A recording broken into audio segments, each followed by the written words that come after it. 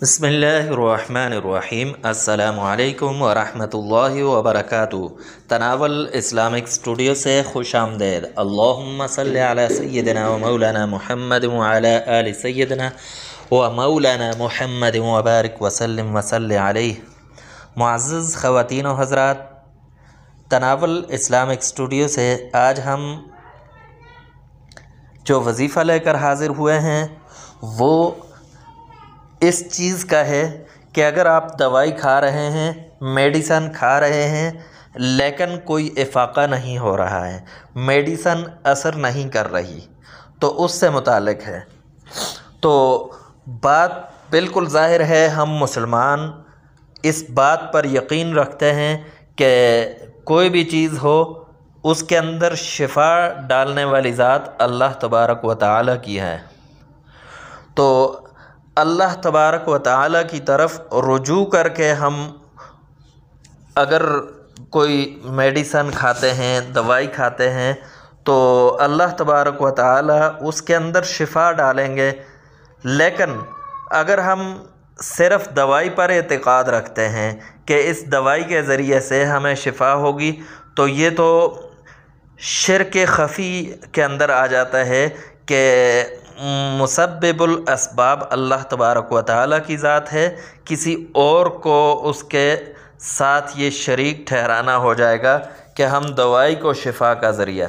تو دوائی شفا کا ذریعہ نہیں ہے، بلکہ ایک حیلہ ہے، ایک سنت عمل سمجھ کر کرنا چاہیے، اور اس کے اندر ہمیں یہ اعتقاد اور یہ یقین ہونا چاہیے کہ اس کے اندر شفا ڈالنے والی ذات اللہ تبارک و تعالیٰ کی ہے۔ تو جب اللہ تبارک و تعالیٰ اس کے اندر شفا ڈالیں گے تو وہ شفا دے گی، اگر نہیں ڈالیں گے تو وہ شفا نہیں دے سکتی۔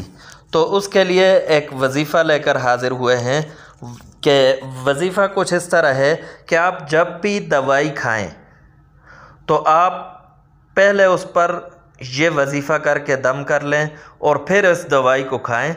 انشاءاللہ اللہ رب العزت آپ کو اس وظیفے کی، اس عمل کی بدولت آپ کو شفا نصیب فرمائیں گے۔ تو وظیفہ کچھ اس طرح ہے کہ دوائی پر اول 3 مرتبہ درود شریف پڑھیں، درود ابراہیمی، اور پھر 7 مرتبہ سورۃ الفاتحہ یہ پڑھ کر دم کرنی ہے، اور 41 مرتبہ یا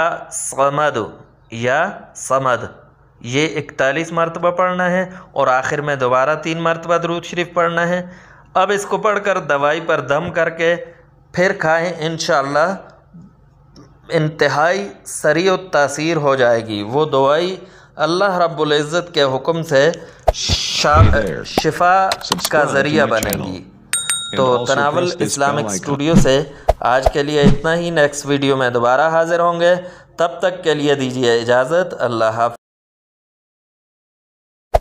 Hey there. Subscribe to my channel. And also press this bell icon.